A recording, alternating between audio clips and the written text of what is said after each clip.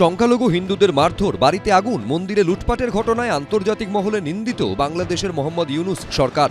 যদিও সংখ্যালঘুদের ওপর সাম্প্রদায়িক হামলার ঘটনা বন্ধ করার পরিবর্তে কার্যত অস্বীকারের পথে হাঁটছেন ইউনূস। উল্টে হিন্দু নিপীড়নের খবর যাতে গোটা দুনিয়ায় ছড়িয়ে না পড়ে তার জন্য সক্রিয় প্রশাসন। বাংলাদেশের সুনামগঞ্জে হিন্দুদের ওপর হামলার হাড় হিম করা ঘটনার লাইভ স্ট্রিমিং করেছিলেন এলাকারই বাসিন্দা বিপ্র দাস। তার সৌজন্যে সত্যিটা গোটা বিশ্ব জেনে যাওয়ায় সেই বিপ্র দাসকেই গ্রেফতার করেছে বাংলাদেশের সেনা।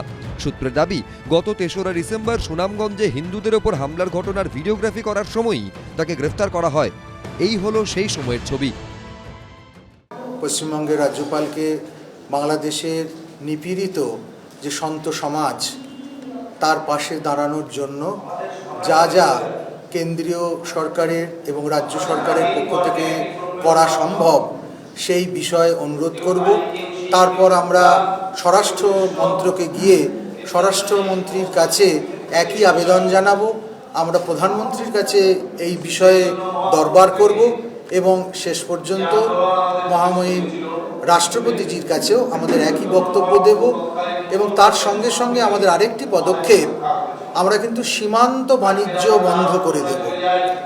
বাংলাদেশে হাজারীগলিতে আমাদের বহু পরিচিত মানুষ আছে, হাজারীগলিতে এখনো পর্যন্ত দোকানপাট বন্ধ। চট্টগ্রাম শহর, ঢাকা শহরে বিভিন্ন জায়গায় হিন্দুরা রাস্তায় বেরোলে তাদের হাতে লাল সুতো দেখলে তাদেরকে নাকি তাদের ফোনটা কেড়ে নেওয়া হচ্ছে। ফোন কেড়ে নিয়ে সেই ফোনের মধ্যে দেখা হচ্ছে যে তারা ভারতীয় কোনো কন্ট্যাক্ট আছে কিনা, তারা এই খবরগুলো ভারতে প্রদান করছে। হামলার ছবি তোলার অভিযোগে বিপ্র দাসকে গ্রেফতার করা হলেও যারা হামলা চালিয়েছে তাদের কাউকেই এখনো গ্রেফতার করেনি সুনামগঞ্জের পুলিশ।